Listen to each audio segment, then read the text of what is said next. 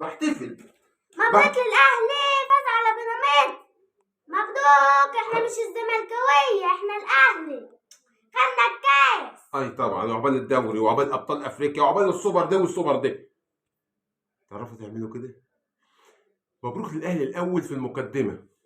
انا عارف ان انتوا يا ابو خطين حمر مقهورين في بطنكم دلوقتي. ساعة ما جه الجون انا عارف ان انتوا ايه، اجيب لك كات جلاطي على رأي واحد الله يرحمه. كان لما يجي عيال ابنه ياكلوا جلاطي يقول له ما تاكلش جلاطي، تاكل جلاطي ولا اجيب لك جلاطي؟ انت اخرك تمسك جلاطي وتلحس في الجلاطي، يا بتاع الجلاطي يا ابيض. مبروك للاهلي، اول بطولة في 23. لسه بقى خلاص كده استفاق. الدواليب الجديدة اللي في اكتوبر بقى بدأت تستقبل.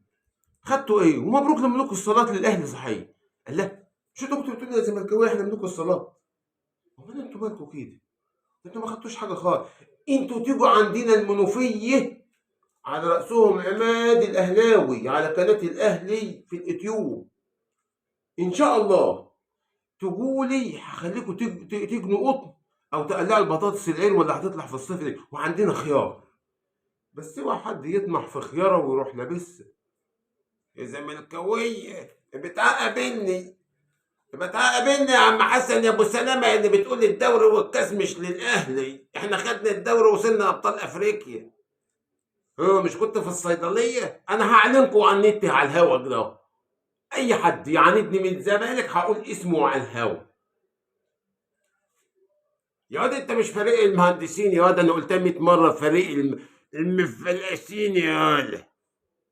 تحيه للاهلي.